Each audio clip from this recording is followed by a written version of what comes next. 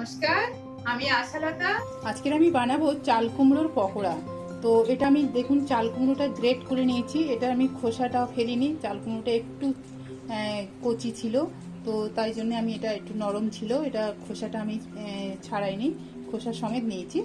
তো এটা আমি গ্রেট করে নিয়েছি। আর এটা দেখুন জলও অনেক বেরিয়ে গেছে, তো এই জলগুলো আমি ঝরিয়ে নেব। তো এরকম আপনারা এটা গ্রেট করে কিছুক্ষণ রেখে দেবে, তাহলে জলটা ঝরে যাবে।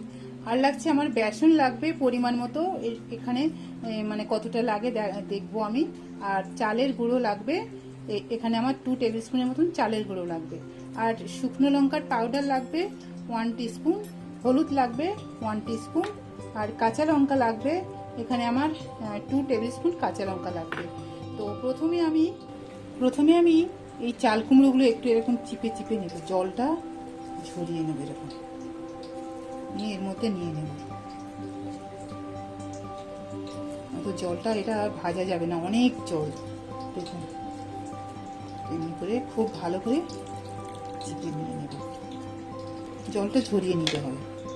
এটা খুবই উপকারী আর খুবই হেলদি রেসিপি, এটা আপনারা খেতেই পারেন। চাল কুমড়োটা এমনিতে অনেকে খেতে চান না, কিন্তু এমনি করে পকোড়া করে দেবেন, দেখবেন 1 নিমেষের মধ্যে সব শেষ হয়ে যাবে। তো এটা আমি নিয়েছি, এবার এর মধ্যে আমি সব উপকরণগুলো দিয়ে দেব।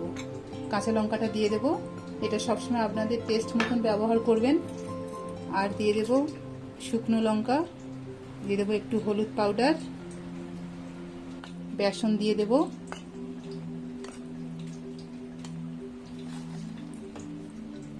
টু টেবিল স্পুন চালের গুঁড়ো দিলাম, নুন দেব স্বাদ মতো। এটা ভালো করে মেখে নেব। আর আমি জল ব্যবহার করব না, এবারে যদি বেসন একটু লাগে তো পরে আমি ব্যবহার করব। এটা ভালো করে মেখে নিতে হবে। মাখা হয়ে গেছে, আমি ভাবছি আরও 1 চামচ আমি বেসন দিয়ে দেব। খুব বেশি দিলে আবার এটা ভালো লাগবে না। ব্যাস হয়ে গেছে, এবার এটা 10 মিনিট আমি খালি রেখে দেব। 10 মিনিট পরে এটা আমি ভাজবো। এটা 10 মিনিট হয়ে গেছে, এবারে চলুন এটা আমরা ভাজা করে নেব। দেখুন অনেক নরম হয়ে গেছে, এবার এটা ভাজা করে নেব। আমার তেলটা গরম হয়ে গেছে, এবার আমি পকোড়াগুলো ছোট ছোট করে ভেজে নেব। খুব ছোট ছোট করে দেব, তাহলে খুব ভালো হবে।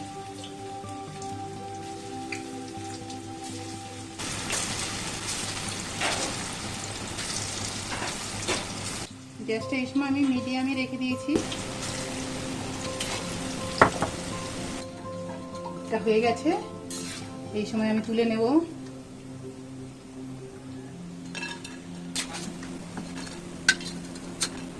এমনি করে ভাজতে হবে, বাকিগুলো আমি ভেজে নেব।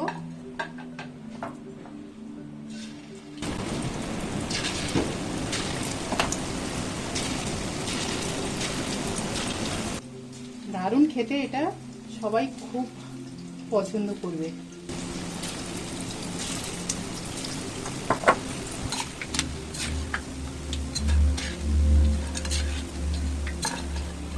আমার পকোড়া একদম রেডি।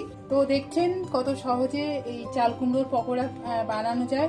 তো আপনারা এমনি করে বানাবেন, আর কেমন লাগলো আমার রেসিপিটা অবশ্যই কমেন্টের মাধ্যমে জানাতে পারেন। আমার এই রেসিপিটা যদি আপনাদের ভালো লাগে তাহলে লাইক করবেন, শেয়ার করবেন, সাবস্ক্রাইব করবেন, আর আমার বেল আইকনে ক্লিক করবেন, তাহলে নতুন নতুন ভিডিওর সাথে আপনারা আপডেট থাকতে পারবেন। নমস্কার।